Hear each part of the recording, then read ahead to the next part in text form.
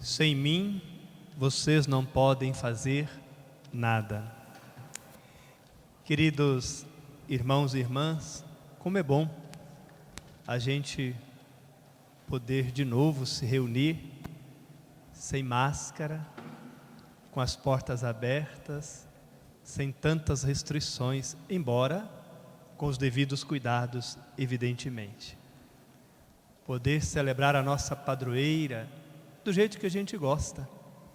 Como é bom a gente poder, então, estar na casa do Senhor como irmãos e irmãs para celebrar os louvores da nossa fé.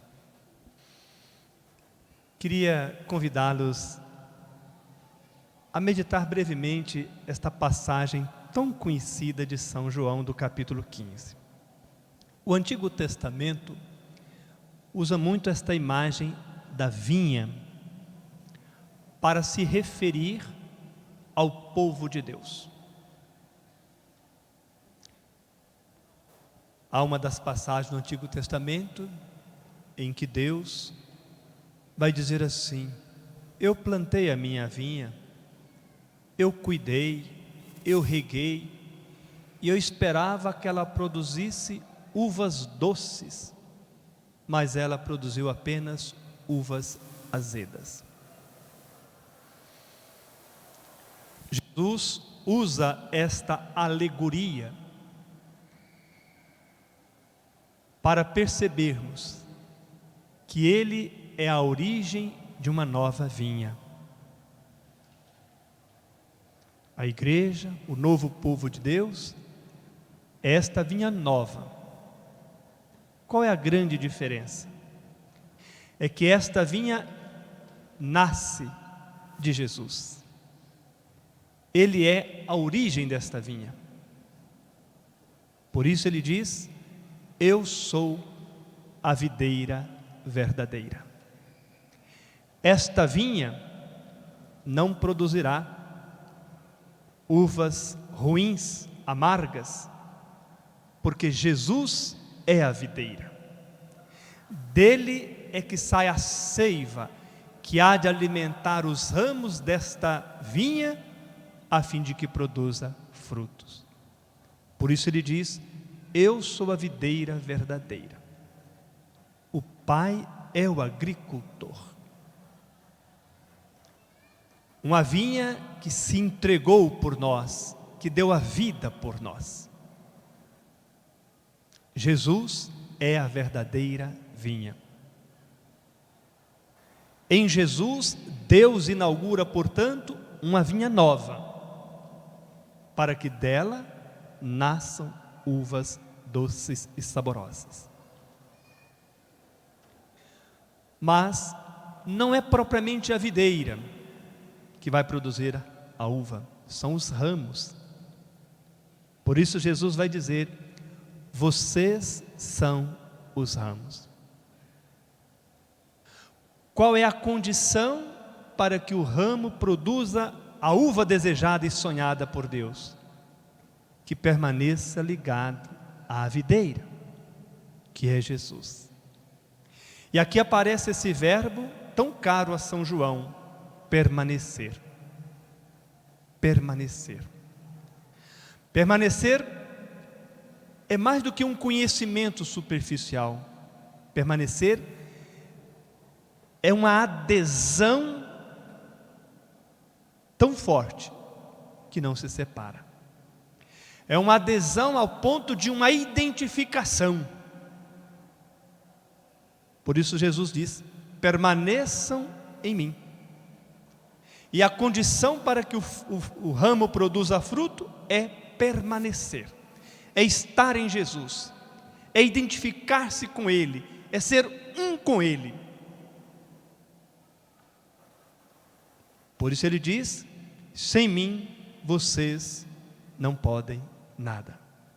Sem mim vocês não podem fazer nada. O ramo só produz se estiver ligado a Jesus Cristo. E aqui duas coisas acontecem. Quando o ramo não produz fruto, ele é cortado, ele é jogado fora. Não pode ocupar o lugar do outro. não pode sugar a seiva se não produz fruto.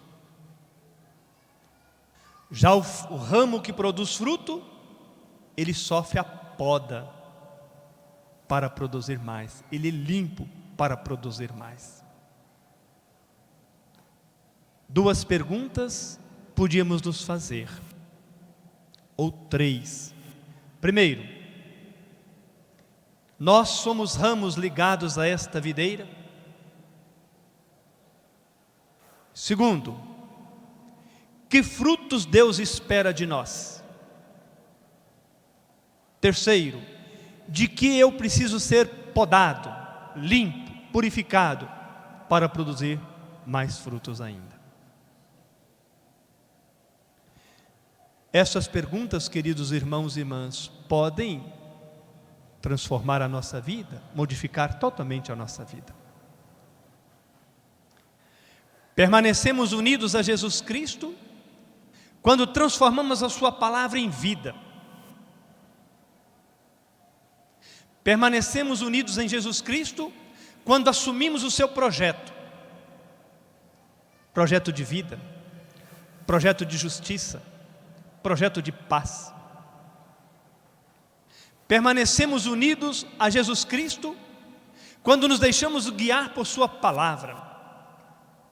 Permanecemos unidos a Jesus Cristo quando buscamos nos sacramentos, sobretudo a Eucaristia e a confissão, a poda para produzirmos mais ainda. Permanecemos unidos a Jesus Cristo quando assumimos as grandes causas dos irmãos e irmãs que sofrem mais, dos empobrecidos, dos injustiçados, daqueles que não têm casa para morar, que não têm terra para trabalhar, que não têm emprego, que não têm moradia. Permanecemos unidos a Jesus Cristo quando olhamos para aqueles irmãos e irmãs que ficam nesta praça e não os classificamos disso e daquilo, mas os olhamos como nossos irmãos e irmãs e nos sentimos corresponsáveis por eles. Permanecemos unidos a Jesus Cristo quando não discriminamos, quando não fomentamos a intolerância. Permanecemos unidos a Jesus Cristo quando nos tornamos responsáveis pelas obras do reino. É assim que permanecemos unidos a Jesus Cristo. Esses são os frutos que se esperam do ramo ligado à videira que é Jesus Cristo.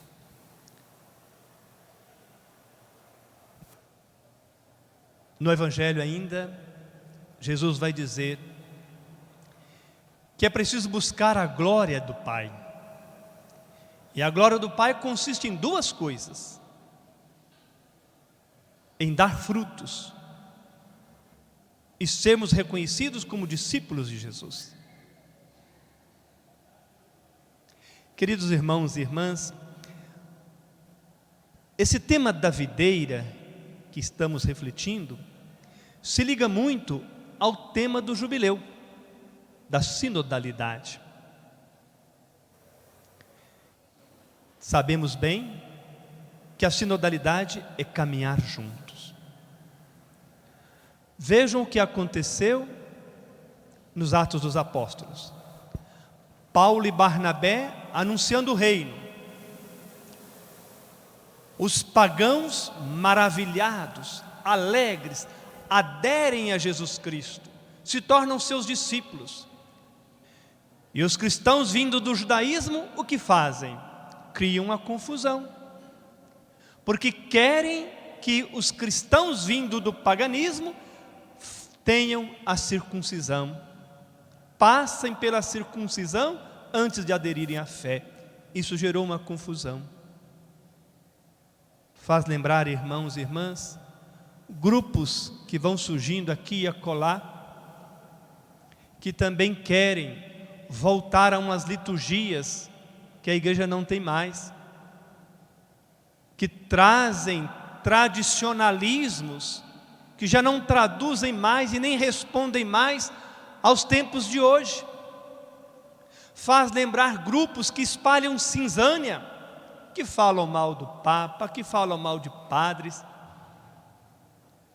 grupos que se opõem a uma igreja encarnada, a uma igreja comprometida com os pobres, com os injustiçados,